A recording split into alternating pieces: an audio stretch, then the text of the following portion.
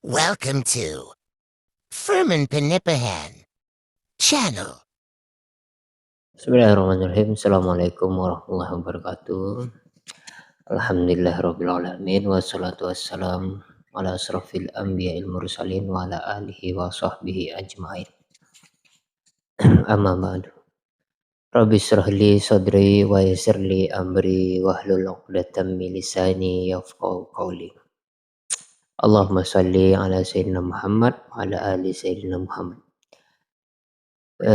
Sobat TV semua, sobat YouTube semua, selamat datang di channel Firman Panipahan. Suatu hari, mungkin dalam bulan ini ya, Rocky Gerung berkunjung di kediaman UAS, Ustadz Akal Sehat di Riau ya. Jadi pertemuan itu dibuatkan pertemuan dan perbincangan kebangsaan gitu.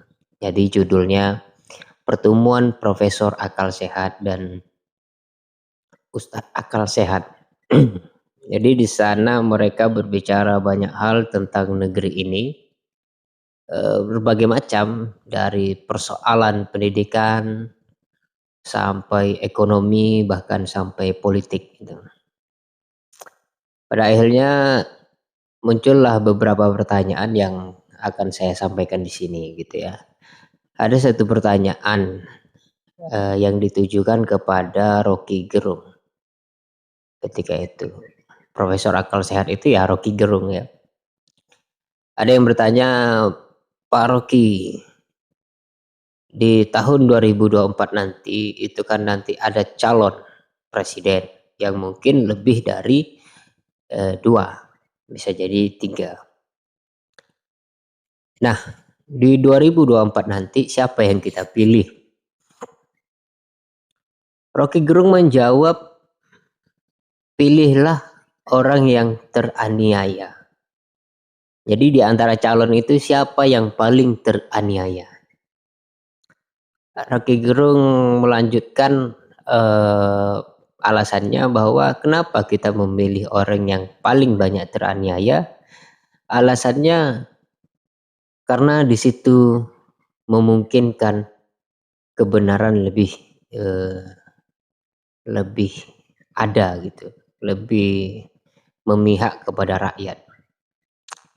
Saya lanjutkan logikanya begini, saya tidak akan sebut nama ya, tapi saya rasa semua orang sudah tahu di antara calon presiden hari ini, di antara 3 itu siapa yang paling banyak diserang ya oleh buzzer RP.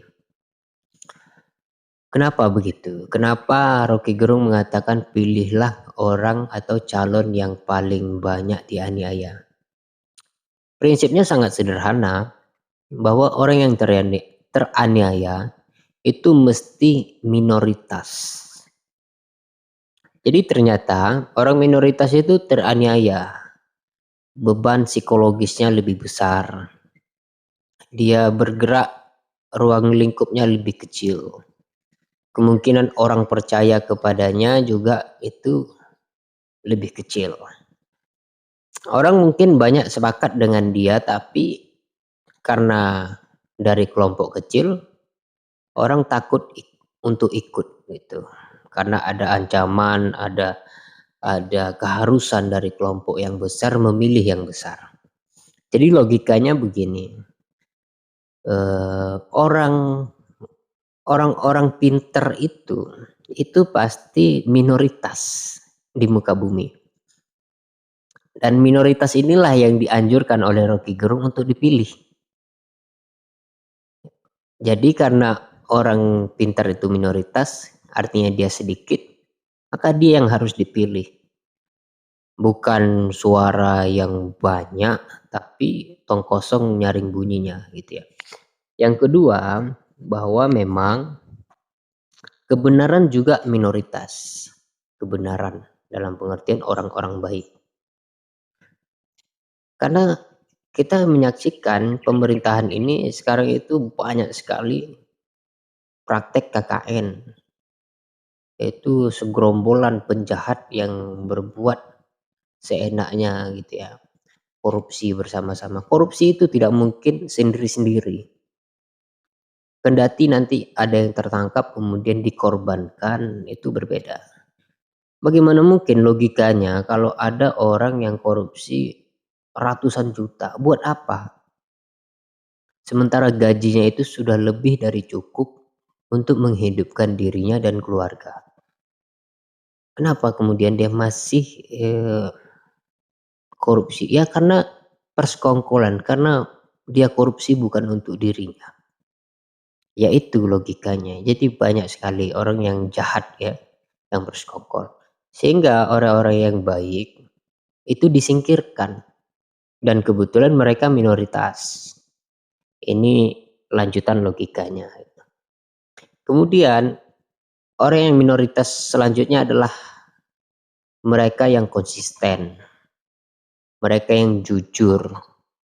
Jadi minoritas di negeri ini itu orang-orang yang berakal. Maka orang yang berakal, pilihlah orang yang berakal. Maka gunakan akal itu untuk mengajak orang-orang lain supaya berakal dan memilih akal. Akal hanya akan ketemu dengan akal.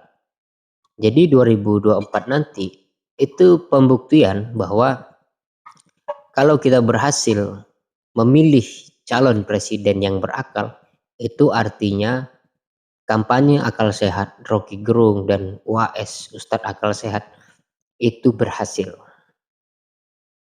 Karena akal hanya akan ketemu akal dan dengkul ketemu dengan dengkul gitu.